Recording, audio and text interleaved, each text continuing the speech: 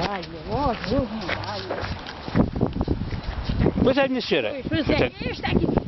Eu estou viva à conta deste. Cavalou para mim, comigo ao Hospital de Luz. Ouça. Senão, eu estava na cadeira de rodas. Sim. Ou estava cega, depois ela estava de baixo. Pronto. Era isso que tu queres. Ok. Mas não, ainda não. E o que é que ela vai dizer que é isso que eu quero? Não, minha senhora, o que eu quero e lhe desejo é muitos anos e muita saúde para ver o trabalho que me fez a mim.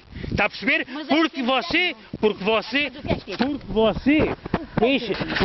queixa-se, você queixa-se que eu que lhe dou cabo da saúde. Olha, não sei com quê. Pura e simplesmente deixei de lhe dirigir a palavra e não admito os seus insultos porque a senhora negou-me o testemunho. Eu pedi-lhe a verdade. Mas o que é que eu sabia desta merda? O que é que eu ia fazer? Minha senhora, o que é que eu sei? Eu sei o que é que a senhora podia saber. Porque pedi-lhe ou não lhe pedi que fosse ver o seu filho a testemunhar falso? Não sei se eu testemunho falso. Mas eu pedi-lhe ou não lhe pedi que fosse ver? Hoje, estava aqui, queria um auxílio, não tinha auxílio de ninguém, mas ainda tenho auxílio deste. Ainda tenho auxílio deste. Porquê? Deixou, enquanto a senhora não me negou o testemunho, alguma vez lhe neguei o auxílio dentro das minhas possibilidades? Mas que auxílio é que tu querias? Olha, bem pior foi a este, e ele faz-me tudo, bem pior foi a este.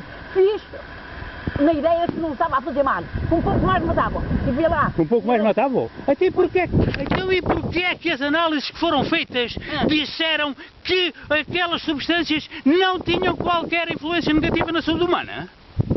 A minha senhora, ele mandou fazer análises. No processo está lá que foram feitas análises pelo delegado de saúde e o resultado foi as substâncias não têm qualquer influência negativa na saúde humana.